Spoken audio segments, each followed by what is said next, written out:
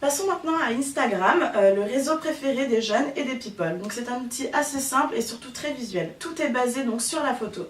Le but étant de prendre en photo tout ce que l'on voit, tout ce que l'on fait, tout ce que l'on vit, tout ce que l'on mange, boit, tout en fait. Et donc, une fois la photo prise, il faut l'améliorer avec des filtres pour la rendre plus belle et ensuite la partager avec les autres. Le tout accompagné d'un commentaire ou d'un hashtag. Vous devez vous demander pourquoi cela peut servir à une entreprise. Prenons l'exemple d'un restaurant. Un utilisateur va déjeuner et trouve que sa salade est joliment présentée et semble appétissante. Il va la prendre en photo, y ajouter des filtres donc pour rendre la photo plus belle, la publier en mettant par exemple comme commentaire un délice pour les yeux et les papilles. Il va rajouter comme hashtag par exemple hashtag salade César, déjeuner, le marais et le nom du restaurant. Avec cette simple photo, nous pouvons savoir quel est le nom du restaurant, l'endroit où il se situe et surtout le plat qu'il a mangé. C'est super, non? Hashtag magique.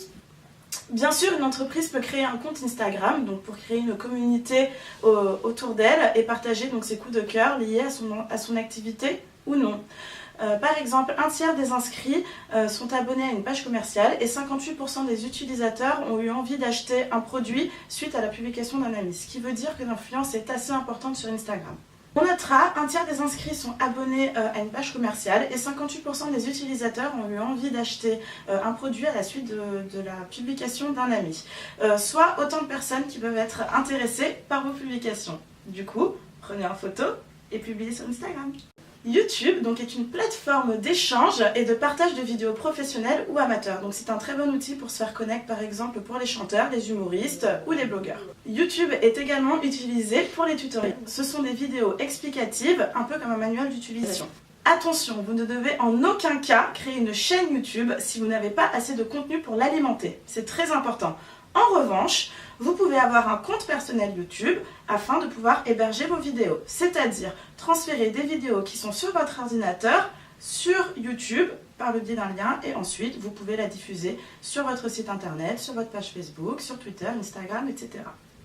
Nous allons rester dans la vidéo et nous allons vous parler donc du petit bébé de Twitter, Vine.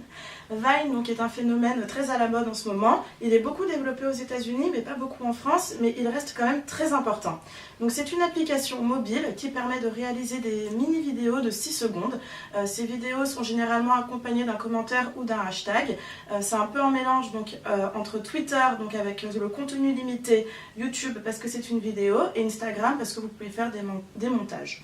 En quoi Vine peut être utile pour les entreprises? Tout d'abord, un célèbre Viner peut mettre en action un produit en marquant dans les commentaires la marque ou l'entreprise. Si le Viner a beaucoup de followers, le produit sera visible auprès de milliers de personnes et l'intérêt des consommateurs pour le produit sera plus fort. Ou sinon, une entreprise peut elle-même créer des Vines pour mettre en avant des produits, des campagnes de pub ou tout simplement répondre à des questions des clients, comme par exemple a fait la banque anglaise NatWest. Si vous ciblez une clientèle jeune d'environ 20 ans qui est très sensible à l'humour et qui passe tout son temps sur son téléphone portable, alors vous devez définitivement utiliser Vine.